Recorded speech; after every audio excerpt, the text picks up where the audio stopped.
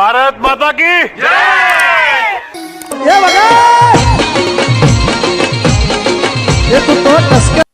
આપણા ગુજરાતમાં 3 પ્રકારની નદીઓ છે. કચ્છ, મધ્ય ગુજરાત અને દક્ષિણ ગુજરાત.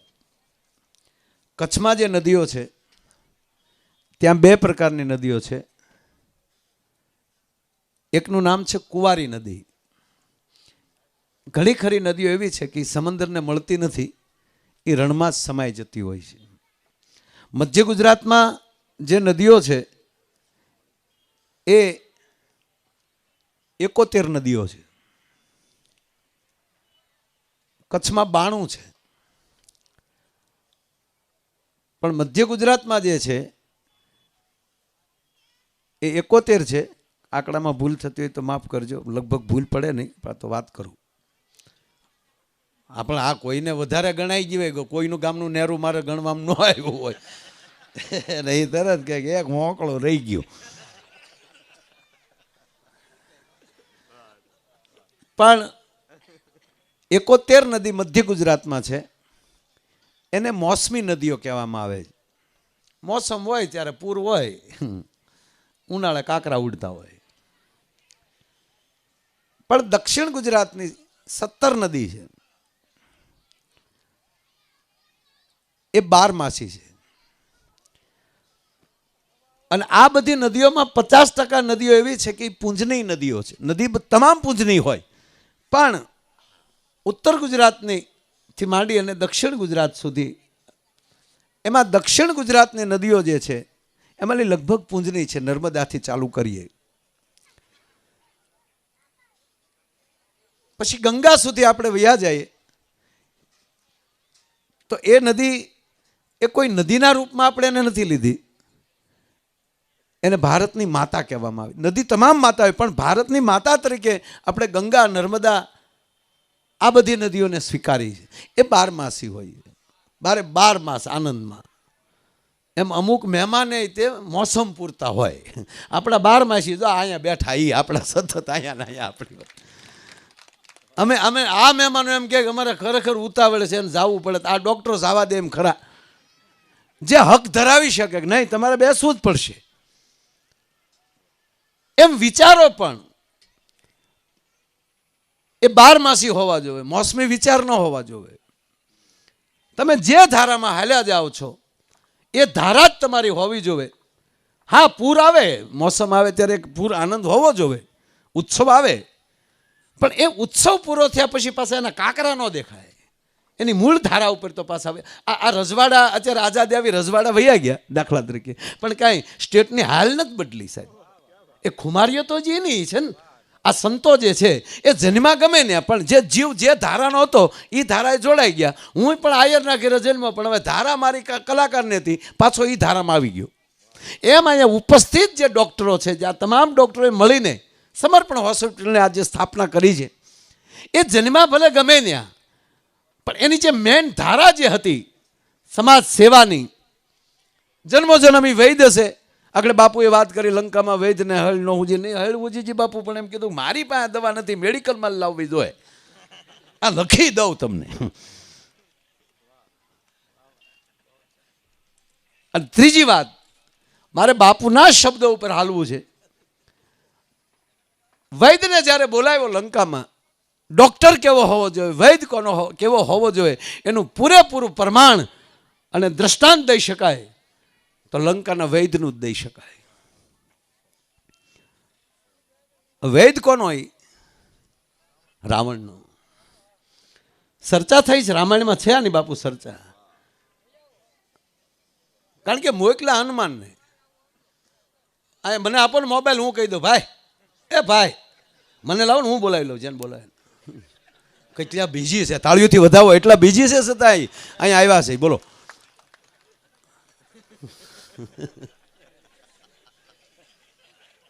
બસ હું આ ડૉક્ટર જ છું, મારા દાંત કઢાવી નાખો એટલે આનાથી જ બીજી હળવાય, બીજી શું જોવે. પણ હું તમને મારે જે વાત કરવી, સમય છે ને તમારી પાસે?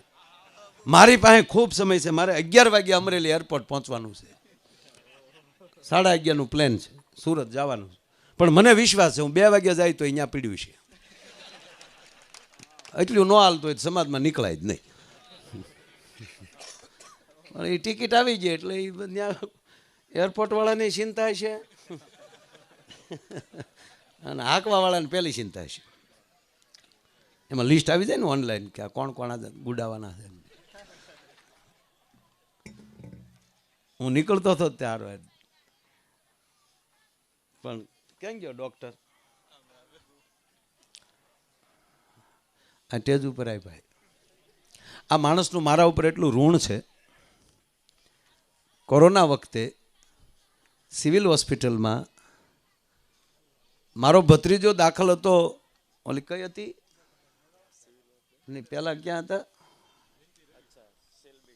આ 2-3 હોસ્પિટલ ફેર્યા હતા. ઓલી સ્ટર્નિંગ ને હા કોક એમ કે સ્ટર્નિંગમાં બહુ સારું. ત્યાં ગયા, ત્યાં 43 લાખમાં ઉતર્યા. ત્યાં તો એ તો મારા દીકરા ગોબો જ ઉપાડે. હે ભાઈ શું કોરોનામાં કમાણા છે એ લોકો. અને હું નક્કી નથી જ કરી શક્યો કે હારી આની દવા જ નહોતી ને આપણે પૈસા એના લેતા હતા. અને પછી એ વખતના આપણા ગૃહમંત્રી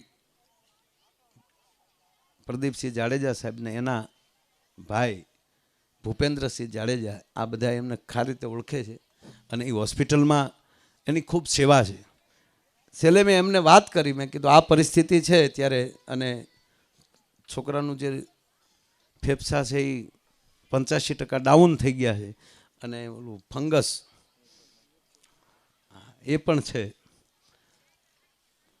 મને કે માયાભાઈ તમે એને તાત્કાલિક સિવિલમાં આપણે લઈ લઈ અને સિવિલમાં આની મને મુલાકાત થઈ. અને આ ટોટલી છોકરાઓ સાહેબ જે ઊભા પગે રહ્યા છે એકવાર એના માટે તાળી મારા માટે થવી જોઈએ. અને મને ત્યાં ધક્કો નથી રહેવા દીધો. જ્યારે જાઓ ત્યારે જ્યારે ફોન કરો એટલે તરત વિડીયો કોલ કરે કે જો અહીં દર્દી પાસે જ બેઠો છું. આ જે સેવા ભાવના એની મેં તે દીધું. પોતાને કરું ઓર્થોપેટિક હાડકાના ડૉક્ટર. હા આમાં ઘણા મિત્રોનું સન્માન કરજો. અમુક ભાંગવાનું કામ કરે ને તમારો સીધો એ દર્દી આવે. હા એક બેન ખૂટિયાને રોટલી ખવડાવતા. ખૂટિયાને રોટલી ખવડાવતા એટલે કે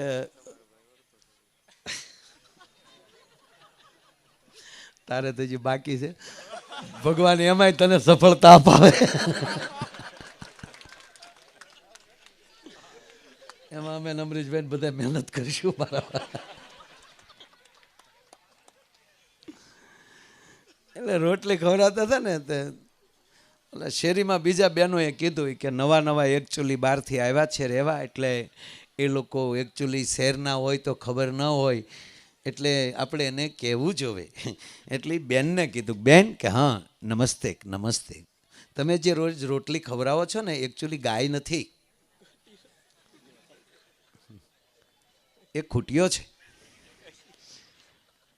બોલી કે મને ખબર છે કે પણ એ ખૂટ્યો એટલો બધો ખતરનાક છે, રોજ 2-5 જણાને હિંગળે ચડાવે છે ને એને રોટલી ખવડાવો છો?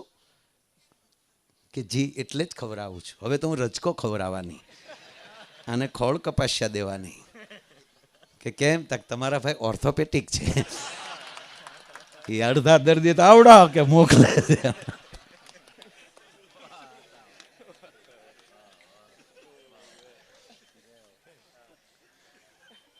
વૈદ્યને હનુમાનજી લેવા ગયા છે. જેવી રીતે પહેલો પછી દ્રોણાચલ તો પછી લેવા ગયા દાદ બાપુ, પણ પહેલા વહેલા હનુમાનજી એ મકાનની હેઠે જ હાથ આમ નાખી આખું મકાન ફૂલ ફેમિલી સાથે આખું મકાન ઉઠાવીને લાવ્યા છે હનુમાનજી. શું કે વારા ઘડી ક્યાંક વાટવાનું મગાવવું ને ઓલું મગાવવું કાંઈ નહીં. પૂછ ઉભા રહ્યો તમારા બેનને મારે પૂછવું એ કાંઈ નહીં, બધું બેન ને ભાઈ ને છોકરા ને બધું એ કાર્ય. અને હવે પ્રશ્ન જેની બેનો વાર્તાલાપ છે, ભગવાન રામને એક વૈદ કહે છે આવી દાદાગીરી કરવાની? અને ત્યારે ભગવાન એને નીતિસર જવાબ આપે છે કે વૈદરાજ માફ કરજો, પણ અમુક પરિસ્થિતિમાં અમુક નિયમ તોડવો પડે. એના માટે નીતિશાસ્ત્ર એવું ક્યાંય ઉલ્લેખ નથી કર્યો કે ડૉક્ટરને એક દર્દી માટે લાવવા હોય અને એ ફ્રી બેઠા હોય. હા, કોઈનું કામ કરતા હોય તો નથી લેવાતા, પણ આપ તો રાતે તમે ઘરે ખાલી સૂતા થા. અને એટલે અમારી ફરજ હતી, મારા ભાઈને આ તકલીફ થઈ એટલે મારા દાસ હનુમાનજી આપને લાવ્યા છે.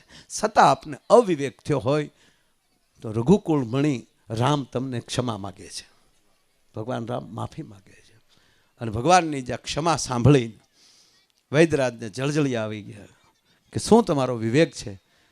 અને હવે સાંભળજો, વૈદ્ય એમ કહે છે કે મહારાજ, મેઘનાથના બાણથી લક્ષ્મણજી મૂર્છિત થયા છે. આપ યુદ્ધના મેદાનમાં છો અને હું વૈદ્ય છું, પાછો રાવણનો. તો રાવણના ભાઈએ એટલે કે અમારા યુવરાજે, રાવણના દીકરો છે મેઘનાથ, યુવરાજ છે અમારા, અને એ યુવરાજના બાણથી આ મૂર્છિત થયા છે. અને એ અમારો રાજા છે, રાવણ છે. હું એનો રાજ પુરોહિત રાજવૈદ્ય છું એનો. તો તમને શું ખબર કે હું રાજને સપોર્ટ કરીશ કે દુશ્મનને સપોર્ટ કરીશ? હું કદાચ આને એવી દવા આપીને મારવાની કોશિશ કરું તો? અને તેથી ભગવાન રામે એટલું કીધું કે તમે કોઈ પણ ના હોવ, પણ છો વૈદ્ય. અને આ પડ્યો છે એ ભલે કોઈ પણનો ભાઈ હોય, પણ એ છે દર્દી. હવે દર્દીને વૈદ્યને જે વ્યવહાર કરવો હોય એ મને સંપૂર્ણ ભરોસો છે, એટલે મારા ભાઈનો હાથ તમારા હાથમાં આપું છું. કહેવાનો મતલબ કે વૈદ્યરાજ અથવા તો ડોક્ટરનો કેવડો એક સમાજ ઉપર ભરોસો હોય છે. હું કાયમ એક વાત કહું કે સંપૂર્ણ શરીર જોવાનો અધિકાર કોઈ પાસે હોય તો કેવલ બે વ્યક્તિ પાસે હોય છે. એક માને સંપૂર્ણ શરીર જોવાનો અધિકાર હોય છે અને એક ડોક્ટરને હોય છે. જવાન બેનું દીકરીઓ કે યુવાનોને એક ડૉક્ટરના ઓપરેશન થિયેટરમાં મૂકી અને કલાકો સુધી સમાજ બહાર રાહ જોતો હોય છે. આ ભરોસો બે ઉપર હોય છે. અને હું હંમેશા કોમેડીમાં આમ તો દાંત કઢાવતો કહું કે દુનિયામાં કોઈનું ધ્યાન રાખવાની જરૂર નથી. બાપુએ કીધું એમ કે એક ભગવાન અને ભગવાનનું અને બીજા ડૉક્ટરનું, આ બેનું બરોબર આપણે પ્રાર્થના કરવાની. હે પ્રભુ, હે રામ, હે કૃષ્ણ, હે સંતો, આ બહુ ભજન કરવાનું. એક ડૉક્ટરનું શું કામ? ભગવાનની કફા મરજી થાય ને તો ડૉક્ટર પાસે મોકલી દે, પણ જો ડૉક્ટરની એ ડાયરેક્ટ ભગવાન જ આવે પછી. પણ આ ટીમ વીણીને એક જ હોસ્પિટલમાં તમામ સારવાર મળી શકે. સર્જનો મોટાથી લઈ અને સ્ત્રી રોગ નિષ્ણાત સુધી, વાળથી માંડીને દાંત સુધી.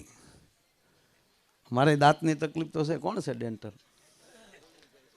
હે, અમારા ગામમાં એક બે ડેન્ટલ છે, એ પાડે છે. આરું બધું હામ જ હોય છે, ખબર નહીં. હા, એક બેન ચોકલેટ વેચતા હતા. એ કે બેન ચોકલેટ ન વેચો, બાળકોના દાંત ખરાબ થાય. તક તમારા ભાઈ એ જ કરે છે. એક ડૉક્ટરના ઓપરેશન થિયેટરમાં દર્દી ભાગ્યો. લીલા લુગડા હોતો, ઓલું લીલું કપડું ઓઢાડે ને જાણે રામાપીની હોડ જાતી હોય એમ.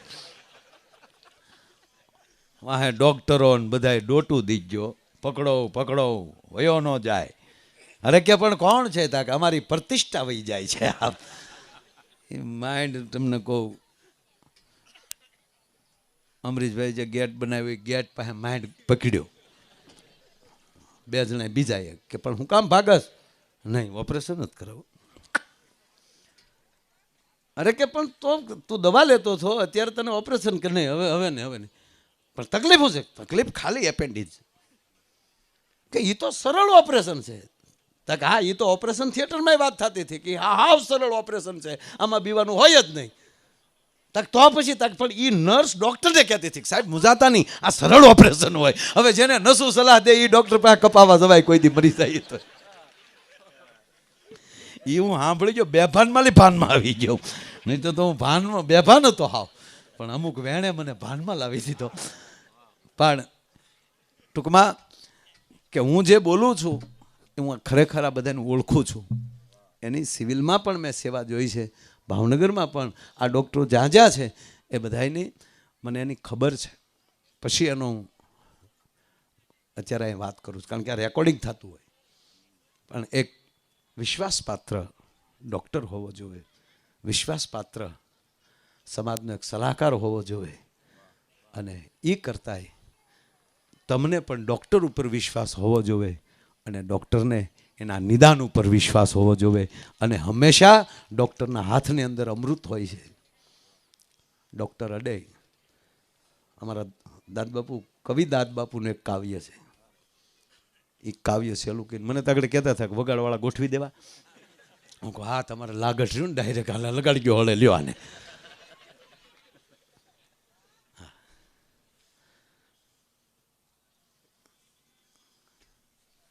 એટલે ટેજ ઉપર બધા બારમાસી છે, સદાબહાર.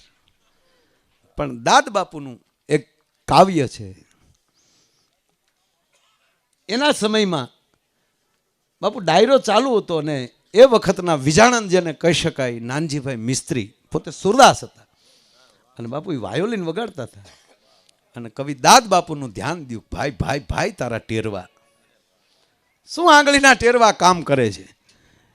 એક વાયોલિન વાદકની સામે જોતા જોતા દાદ બાપુને કલ્પના આવી કે આના ટેરવા કેટલા રૂડા લાગે છે. ધીમા ધીમા રે વગાડ આ કાળજામાં વાગે છે ટેરવા. હે નાનજીભાઈ ધીમા ધીમા રે વગાડ આ કાળજામાં વાગે છે ટેરવા. અને બીજા ટેરવા પછી એને ભીતળિયું યાદ આવી. કોઈના ઘરે જાય બાપુને અભરાઈની અંદર જે વાસણ મૂક્યા હોય અને એમાં જે ત્યારે તો હાથે એમ કહેવાય કે ગારિયા કરીને આપણી માવું છે એ ટોડલાન ચાકલાન ચંદરવાન એ પહેલાં તો એ ભીતળિયું એમ કહેવાય કે ડિઝાઇનું કરી હોય, નાના નાના આભલા મૂક્યા હોય અને એવી માળી અને એવી અભરાઈ જે કરેલી હોય અને ન્યાલી લઈ અને ટોડલે ને બધે એમ કહેવાય કે ચાકળા ચંદરવા મૂક્યા હોય ત્યારે દીકરીઓના ટેરવા યાદ આવ્યા કે દીકરીઓએ કેવા ટેરવે ટેરવે ભરત ગુથ્યા, કેવા માણ્યું કરી, કેવી ગાયરું કરી. આ બધી વાતો કરતા કરતા ગીત તો બહુ મોટું છે પણ મારે આ ઝીણી ઝીણીની યાદી કે એમાં એને ટેરવા યાદ કર્યા કે આ કેવા ટેરવા રૂડા હશે કે આ ભીત્યું સ્વભાવે છે ટેરવા. સંદર્ભે ને ચાકળે માંડ્યું સાંડ્યુંમાં મલકાય ટોડલે ટવકે છે ટેરવા. આખું ને હું સમજુ છું પણ મારે મને જે એમાં હવે ટેરવા યાદ આવ્યા એટલે કહું છું કે ટેરવું રૂડું ક્યાં ક્યાં લાગે બાપુ. તો એ દીકરીઓના ટેરવા ન્યા દાદ બાપુએ દેખાડ્યા અને સંતના અને માના ટેરવા. જીવન જંજાળ ગયા મમતા ના ખોલડે. જીવન જંજાળ આમાં જેટલા બેઠા છે ને એક જંજાળ વગરના નથી. એક વ્યક્તિ ઉશાંગળી કરે કે મારે જંજાળ સહેજ નહીં. અને આપણે હવના અભિમાનમાં હવાટા મારીએ, કોઈ ખોલાવતા નથી. બાકી આપણું ધાર્યું કાંઈ થતું જ નથી. આ લખો અહીંયા લખી લેજો, વેમ કાઢી નાખજો. આપણે એમ છે કે મારો દીકરો હું કહું એમ કરે. મારા દીકરો નથી કરતો, તમારા દીકરા કરતા જ મને ખબર નથી. તમારી જે કલ્પના હતી ત્યાં પહોંચ્યા છે.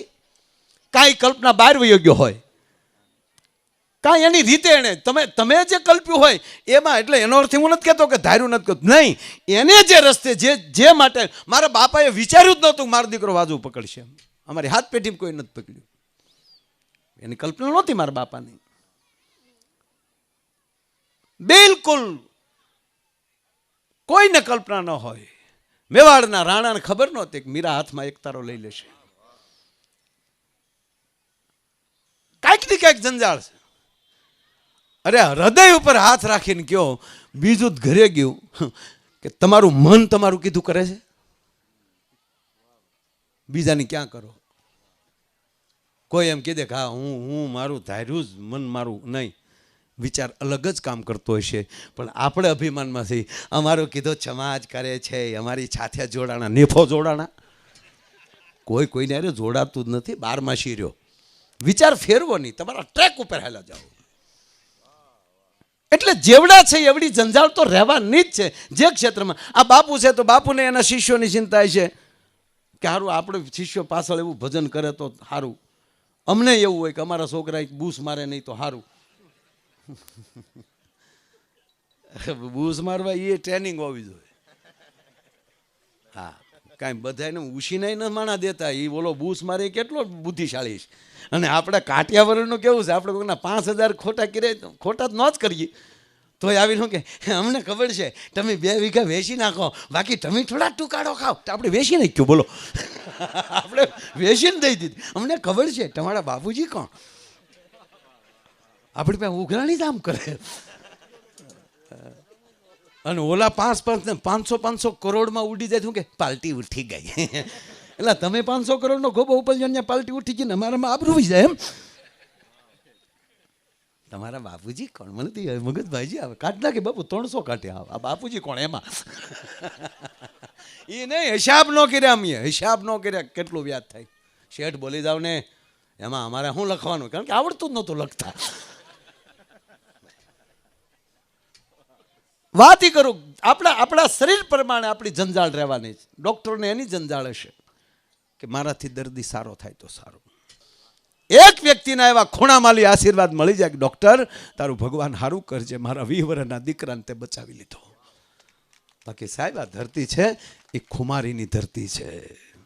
કોઈ પણ વરણ હોય, મેઘાણી નીકળે મવાની બજારમાં અને એક 80 વર્ષની ડોહીમાં હામી મળે કે બા ક્યાં જાઓ છો? ત્યાં કે હું મજૂરી કરવા જાઉં છું. ભાઈ કેમ આ ઉંમરે મજૂરી કરો છો? સાહેબ આવા પાત્રને મેઘાણીએ બહુ ગોત્યા. કેવી ખુમારી વાળા પાત્રો એને ગોત્યા છે. એકવાર બગસરાના રેલવે સ્ટેશનમાં ન્યાય એક 80 વર્ષની ડોહીમાં ભીખ માગે છે આઝાદીની આજુબાજુમાં. અને ન્યા મેઘાણી પૂછે કે માં આ 80 વર્ષની ઉંમરે તારે ભીખ માગવી પડે, તારે દીકરા નથી? કે હું 7 દીકરાની માં છું ભાઈ, હું વાંજણી નથી. તો કેમ તારે 7 દીકરા છે તો તને કાઢી મૂકી ભેગા નથી રાખતા? કે કાઢી નથી મૂકીને ભેગાય નથી રાખતા. એવું કાંઈ નથી કે તો કે આઝાદીની લડત માટે આ માં ભોમ ખાતર મારા હાથે 7 દીકરા ખપી ગયા છે.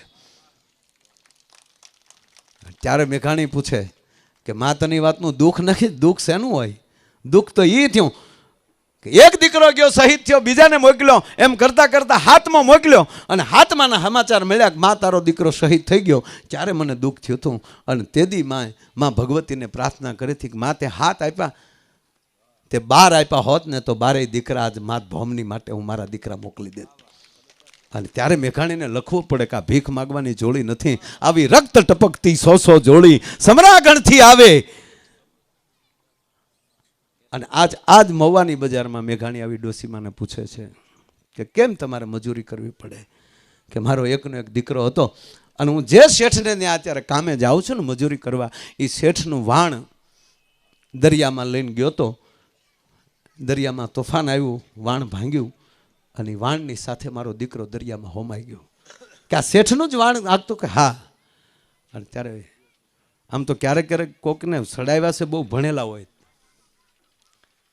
ફોર્મ ભરો ને ઓલા હકનું, કેવું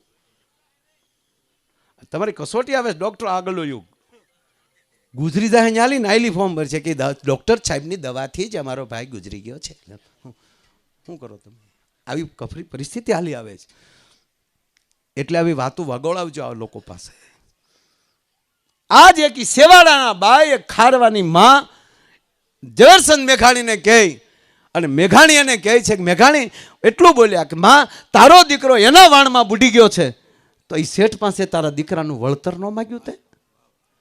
અને તેથી આહોડા લોસતી લોસતી ડોસીમાં બોલી હતી કે મેઘાણી ભાઈ હું ક્યાં મોઢે મારા શેઠ પાસે વળતર માગું? કે કેમ? તક અમે નાના માણા અને એક નાના માણાની ઉપર વિશ્વાસ કરી અને કરોડોનું વાણ મારા દીકરાના ભરોસે શેઠે આપી દીધું હતું. એ વાણને મારો દીકરો કાંઠે ન લાવી શક્યો અને શેઠનું કરોડોનું નુકસાન કર્યું. હવે હું ક્યાં મોઢે એમ કહી શકું શેઠ મને વળતર દે? સાહેબ કહેવાનો મતલબ પોતા ઉપર જ જ્યાં સુધી જવાબદારી નહીં લ્યો ત્યાં સુધી કોઈ પણ વસ્તુ ચાલી નહીં શકે. આ મારી જવાબદારી છે, મારે આ ન કરાય. એમ મૂળ વાત એટલી કરું કે આ તમામ ડૉક્ટરો અત્યારે જે સાથે જોડાણા છો એ વૈચારિક તો અત્યારે જોડાણા છો, પણ દિલથી જોડાયેલા રહેજો. એકબીજાની જે કાંઈ ફરજ આવે એ ફરજ બરોબર નિભાવતા રહેજો. અને સમય પ્રમાણે બધું કરવું જ પડે સાહેબ. એ તો હવે મોટા થાવ ને એટલે સમાજના આવીને કે તમે સમાજના ડૉક્ટર છો, એ કે ફી ભરવા મારો બાપે આવ્યો નહોતો. એટલે એવું બહુ કાંઈ, એ તો કાંઈક બનો પછી કૃષ્ણ કંસને મારે ને પછી જ એમ કે હાલે લે નહીં, હવે નો આવે તારો ડોહ ગોકુળમાં બીજી વાર. અને મેં તમને કીધું એ બધું ઉશીનું છે, 12માસી નહીં બાકી રહી. આ ડૉક્ટર 12માસી છે, આને શું ડિગ્રી છે, 5 વર્ષ પછી આને પેલી હોદ્દો પાછો લઈ લેવાય નહીં. 12માસી છે, સંત 12માસી છે, સેવક 12માસી છે, કલા 12માસી છે, વિચાર 12માસી હોવો જોવે. સતત એનો એ જ વિચાર. એમ આ ડૉક્ટરો તમારી રીતે જે કાંઈ, હા તમ તારે કોઈને અત્યારે એવો વાંધો છે જ નહીં. મારા હમ કોને વાંધો છે? હા, માવા ખાઈ જાય ડોહા રોજના 500 રૂપિયા. એ 500 રૂપિયા ફી ન આપીએ કે હોરી જ નાખજો તમ તારે.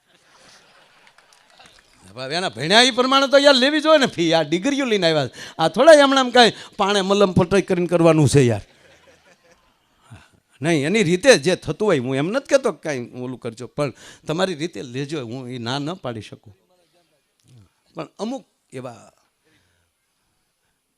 દર્દી તપાસતા એના પરિવારની પરિસ્થિતિને તપાસતા શીખી જશો ને તો ઈશ્વર તમને કોઈ વસ્તુ ઘટવા નહીં દે કોઈ દિવસ. જેવી રીતે દર્દ તપાસતા હો એવી રીતે એનું હૃદય તપાસજો, પરિવારનું હૃદય તપાસજો. અને હું તો ભગવાન દ્વારકાધીશને અને આ સંતોને એટલી જ પ્રાર્થના કરું કે આ હોસ્પિટલમાં દર્દી અને એનો પરિવાર રડતો રડતો આવે અને અહીંથી હસતો હસતો જાય, એવું તમને જશ આપે ભગવાન તમારા હાથમાં. અને તમારી જશના ડંકા વાગે કે આમાં વધારે તો એ જ વાત હોય સાહેબ, એક ભરોસો બેસી જાય કે ફલાણા ડૉક્ટર પાસે પહોંચી જાય પછી કાંઈ નથી થતું. આ ભરોસો સમાજમાં બેસે. સમર્પણ હોસ્પિટલમાં પહોંચ્યા પછી કોઈ તકલીફ નથી રહેતી. એ કેવલ દર્દીને નહીં તપાસે, આપણને તપાસશે, અમને પૂરો ન્યાય મળશે. આવો ભરોસો આ વિસ્તારમાં બેસે એવી ભગવાનને પ્રાર્થના કરી ફરીવાર તને દોસ્ત ખૂબ ખૂબ ખૂબ ધન્યવાદ. અને ધન્યવાદ તો બીજું શું દેવું કે હું મારે પાસે દાંતની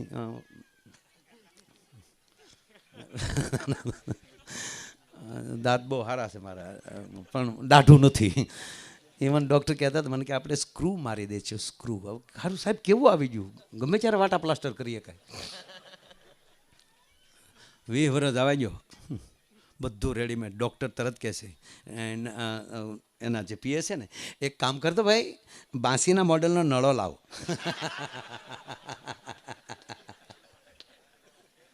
બીજાને ફોન કરશે, તારી પાસે 99 ખોપરી પડી? તાકે પડી તો છે પણ સાઈઝ કઈ છે, કઈ નાતનો છે? એમાં તો ખોપરીનું નાત, એમાં નાતનું પૂછવું પડી છે. અમુક નાતની અમુકને ખોપરી હાલે જ. હા, ઓલો ડેમ બંધાતો ને બાપુ, તેમાં બુઢમાં જમીન જાય ને વળતર મળે ને, એટલે પટેલ સમાજને મળી ગયો. જે વેપારી હતા એ બધાની જમીનોમાં હતા એ બધાને વળતર જે હતું એ લઈ લીધું. પણ આપણો વરણ હતો ને એ ગયો કે નહીં, અમારે આ વળતર પહોંચ નહીં થાય, નકર લાવજો જીસીબી. હવાનો કાઢીને કીધું કાંઈ નહીં, અમને આ વળતર પહોંચ નથી. અરે કે પણ આ બધા ખેડૂએ લઈ લીધા છે. ખેડૂએ લીધા છે એ તો એમાં એણે ખેતી કરીને ઉપજે લીધી છે, અને અમારી એમણામ પડી છે. અમે થોડી અમારી કાંઈ ઉપજ લીધી છે, એટલે અમારું 100 ગણું વળતર થાય. એમ અમુકના મગજ હાવ એમણામ જ પડ્યા છે.